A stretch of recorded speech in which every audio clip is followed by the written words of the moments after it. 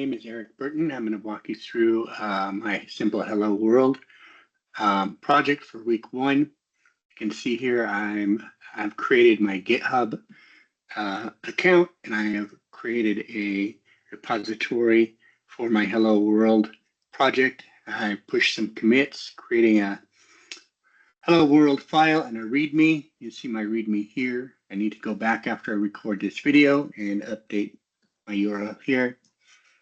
I will show my code working in this next demonstration. Here's my file, my project. Here's my README.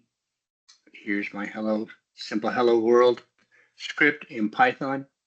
My comment, print Hello World, or run this, and it simply printed Hello World. And that's it. Thank you.